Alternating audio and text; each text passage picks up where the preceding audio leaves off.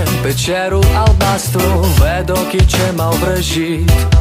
Și nu am răbdare să aștept până mâine, să simt din nou că sunt iubit. Ia-mă în brațe, știi cât îmi place să-mi spui tot ce simți și gândești. Știu cât de bine te simți cu mine, sunt visul pe care îl trăiesc. Astăzi e o zi cu soare, e ziua în care vreau să mă îndrăgostesc. Astăzi e o zi cu soare, e ziua în care îți spun primul te iubesc.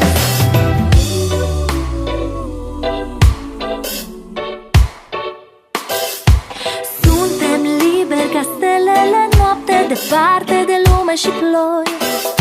Întinși pe nisipul din visele mele, ne scriem povestea în doi.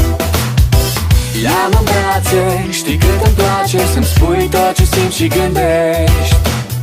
Știu cât de bine te simți cu mine, sunt visul pe care îl trăiesc. Astăzi e o zi cu soare, e ziua în care vreau să mă îndrăgostesc. Astăzi e o zi cu soare, e ziua în care îți spun primul te iubesc. Astăzi e o zi cu soare, e ziua în care vreau să mă îndrăgostesc. Astăzi e o zi cu soare, e ziua în care îți spun primul te iubesc.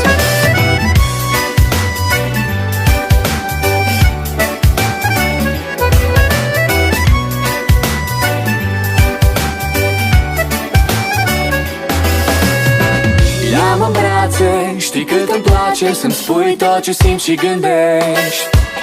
Știu cât de bine te simți cu mine, sunt visul pe care îl trăiesc. Astăzi e o zi cu soare, e ziua în care vreau să mă îndrăgostesc.